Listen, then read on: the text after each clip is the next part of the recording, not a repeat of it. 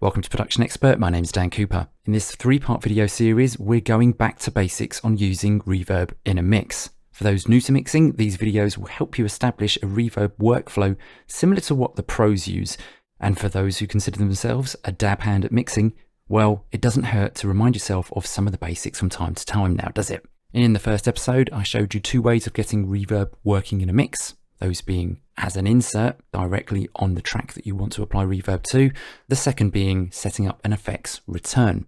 In the second episode, I'm going to share some tips on finding tasteful sounding reverbs and show you some controls that you'll typically find in most reverb plugins. So if we focus on this violin here and take a quick look at this UI for a second, you'll notice in the middle here, this central dial, got different characters of reverb labeled here: halls, plates, room, chambers, ambience, and spaces. And it's pretty common for people to ask themselves when they're choosing a reverb sound, how do I know when I've found the right one? Well, there is no right, there's no wrong. But if it feels right, it probably is right. And the reason why I really like using this particular plugin is because it makes it so easy to go between the different reverb characteristics while retaining important settings like how much reverb I've already got set on the track, and other settings down here, such as filters. We'll talk about those later. But first, let's find a characteristic that lends itself to this violin.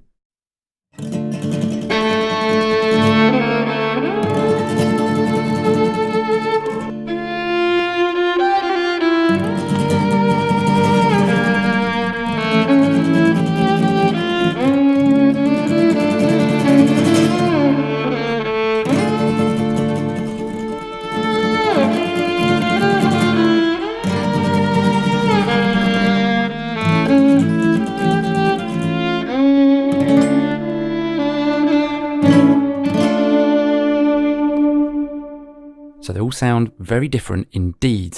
In between each of these, so say ambience to spaces, we do get more options here, loads to choose from. But back to choosing a tasteful reverb for this violin. Well, my ear noticed this one over here at the chambers. This sounded very nice to me, but then so did the plates. So what I need to do is listen back to this again and pick one. It's just as simple as that. Which one do I prefer?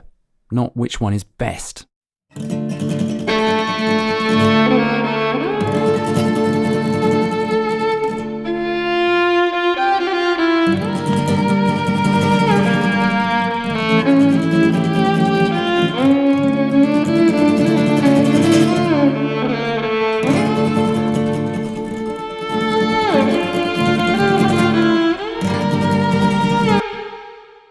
Rich plate, definitely. That's got a lovely airy quality to it. So we now need to set the amount of that reverb over here on the mix wet control.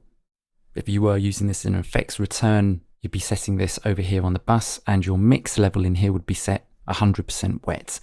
But we're working as an insert here because this session is simple. So let's set a reverb level. Again, it's not setting it to be right. It's just a personal taste thing. When does it feel right?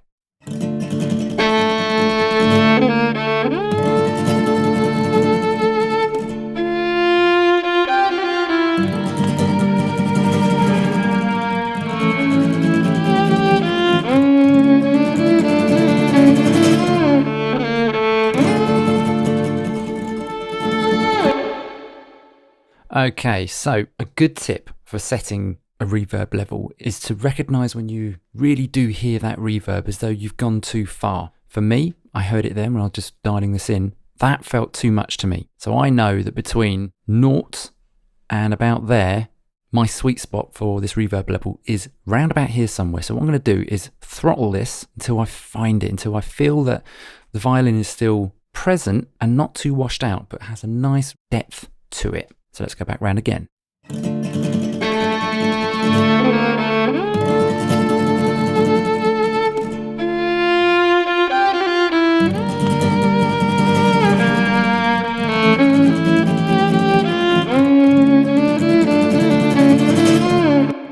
And that sounds nice, but there's one more little thing I usually do when I'm setting reverb levels. I've found over the years of mixing music that I often dial in a little bit too much, and then I go back round again and dial it all back just ever so slightly. So now I've sort of got into the habit of when I've found my reverb, I just dial it back a little bit because I know what I'm like. I over-egg the pudding too often. Now let's have a little listen to this.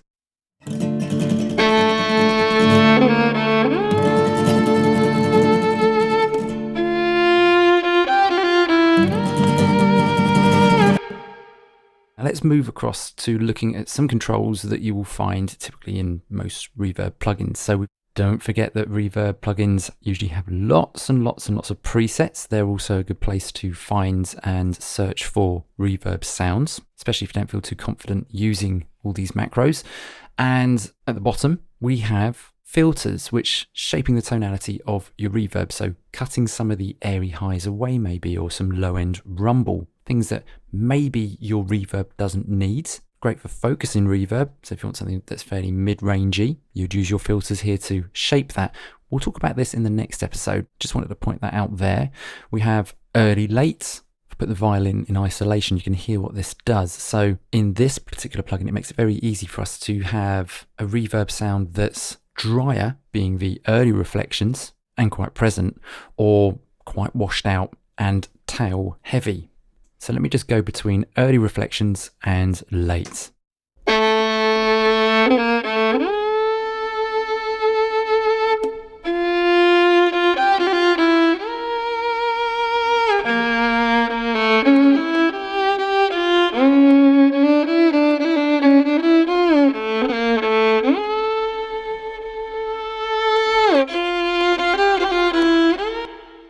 And this is useful, let's say, if you have the right reverb characteristic, you have the mix control set how you like it, you have your filter set how you like, but maybe the reverb feels a little bit too long. Well, adjusting the early late control may remedy that, but you could also adjust the length of the reverb as well. And here we have this little click left right control for that. So if we shorten it,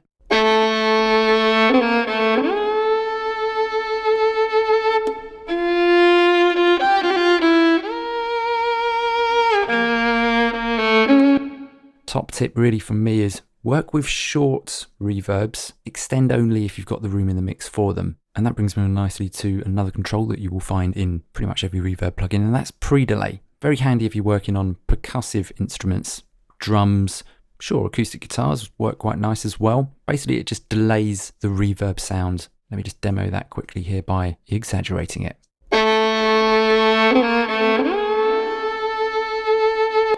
Let me just play that back with no pre-delay.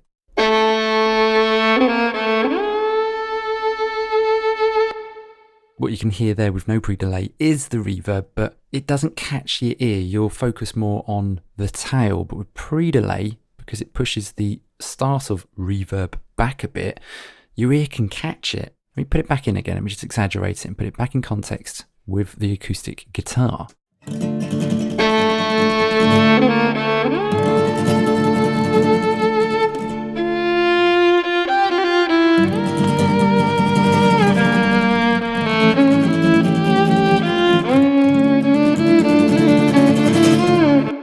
Okay, I hope that's given you some ideas there.